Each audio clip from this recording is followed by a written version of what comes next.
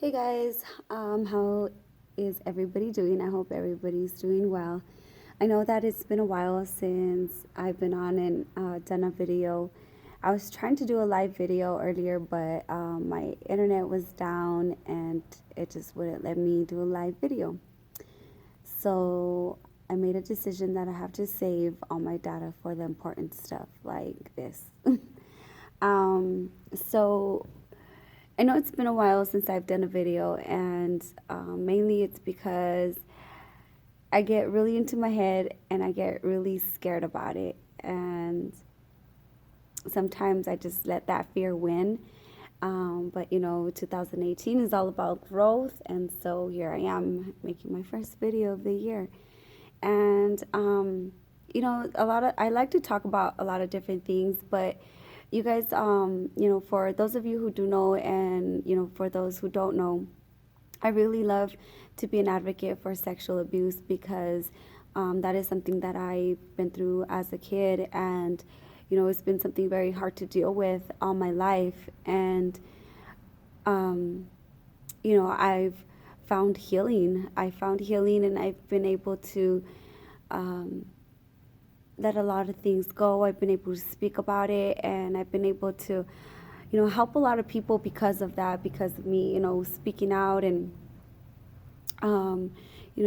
telling people about what happened to me and about how I've been dealing with it and how I've healed from it. It's been, so awesome. It's been an amazing thing. It's been an amazing journey.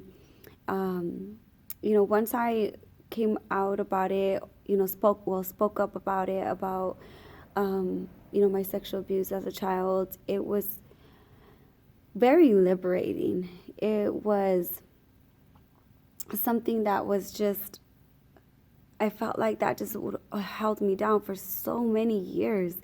So many years, I didn't speak up about it until my 30s. And so today I wanted to talk about, mainly I wanted to talk about people who are in relationships with somebody who has been sexually abused, sexually assaulted, anything related.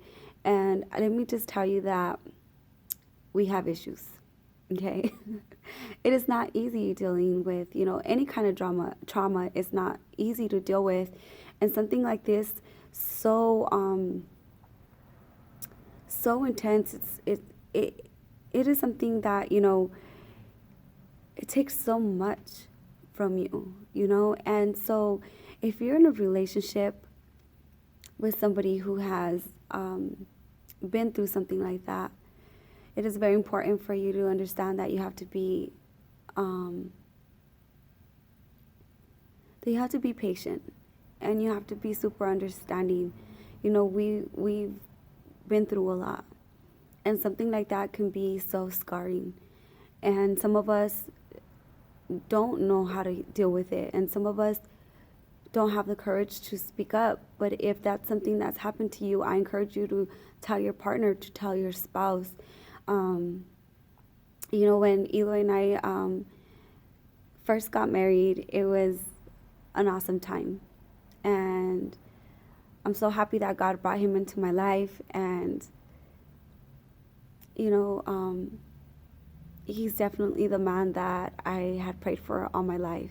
And so, us getting married was a beautiful thing, and he didn't know all the demons and that I had to fight every single day. He didn't know all the thoughts that I had to break through every single day just to make it by, just to make it through the day. And because of that, there was a lot of things that I would think and that I would say. Certain things would trigger me, and he didn't understand that, and he felt like I didn't trust him. He felt, he felt different things, and he would ask me, like, why are you saying that? Why are you acting this way? Why are you being this way? Until I finally had to tell him what happened to me. And I remember he's the first person that I've ever said anything to. And I remember that night when I told him, I was so scared. I was so scared, and I couldn't believe what was about to come out of my mouth, to my husband, to this man that I love so much. And I was scared of, what he was going to think, and if it was going to change his love for me. And all I wanted to do is help him understand why I felt the way that I was feeling, or the things that were going on in my head. And when I told him, I remember we laid in bed and I cried forever. It was just like, it was just like this ton of bricks coming off my chest. And I remember we cried together, and,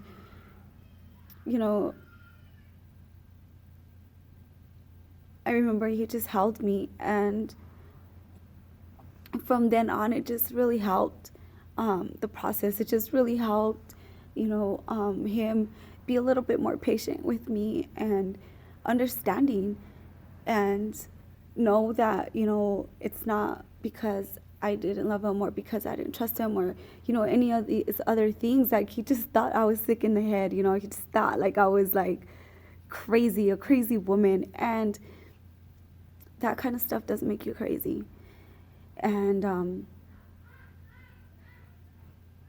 it just messes you up, And so if you're in a relationship with somebody who's gone through something similar, you really got to stand up for that person. And you really have to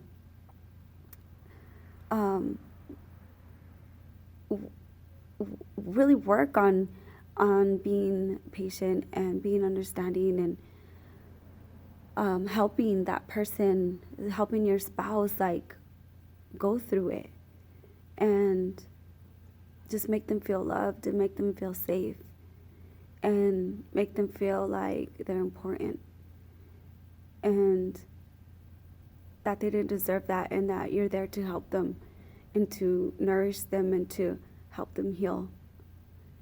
And so I hope that this helped. It's a short message today, and but I think that a lot of men and women have been through something similar to what I've been through, and a lot of times we don't say anything, and that's the worst thing that you can do. And at least you don't have to come out into the public like I did, but at least, let your spouse, let your partner know.